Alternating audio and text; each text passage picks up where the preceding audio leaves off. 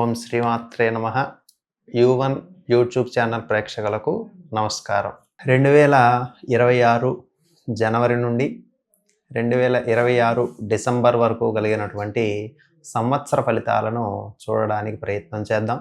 ధనస్సు రాశి మూల, పూర్వాషాఢ, ఉత్తరాషాఢ 1వ పాద నక్షత్ర జాతకులు.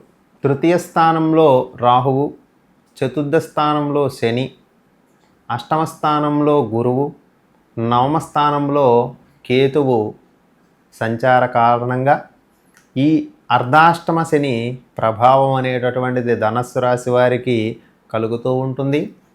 ప్రయాణాలు చేసేటప్పుడు తగిన జాగ్రత్తలు తీసుకోవడం అవసరం.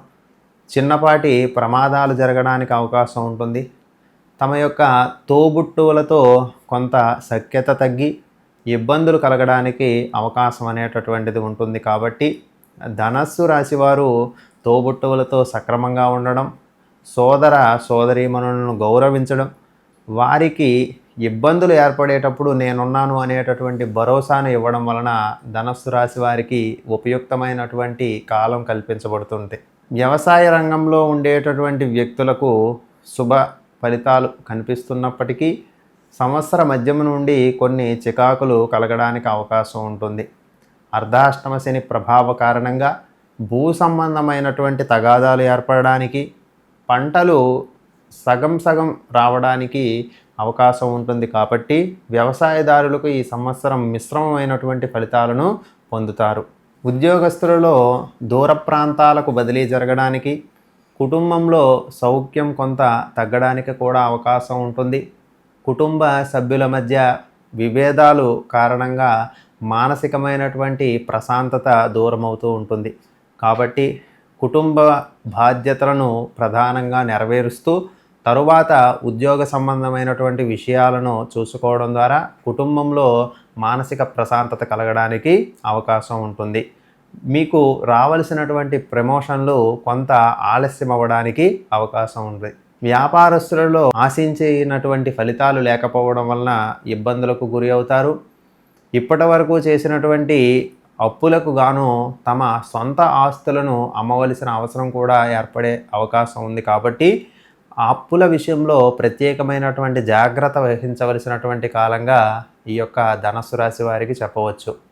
గురువు అష్టమ స్థానంలో సంచారం చేయడం వలన అది మానసికమైనటువంటి అసంఘటనమైనటువంటి ఇబ్బందులకు గురి అవ్వడానికి అవకాశం అనేటటువంటి ఉంటుంది.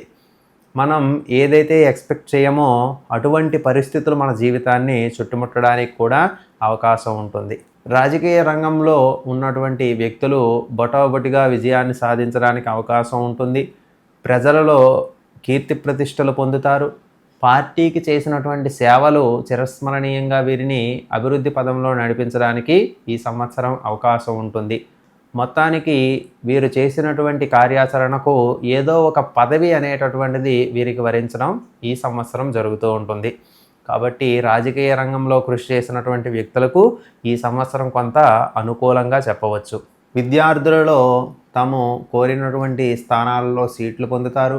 విదేశీయానం చేయాలి అనుకునేటటువంటి వారికి కొంత ఉపయుక్తకాలంగా చెప్పవచ్చు. వీరు రాసినటువంటి పరీక్షలు మొత్తానికి ఒక కొలిక్కి వస్తాయి.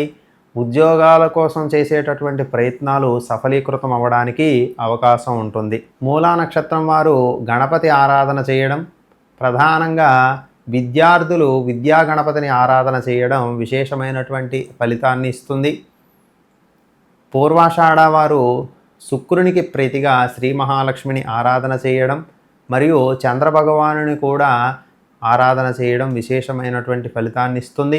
లలితా సహస్రనామ స్తోత్ర పారాయణాదులు చేయడం శుభకరమైనటువంటి ఫలితాలను అందిస్తుంది. ఉత్తరాషాఢ వారు సూర్యనారాయణునికి అర్ఘ్యప్రదానం చేయడం విశేషమైనటువంటి ఫలితాలను ఇవ్వడానికి ఈ సంవత్సరం అవకాశం ఉంటుంది.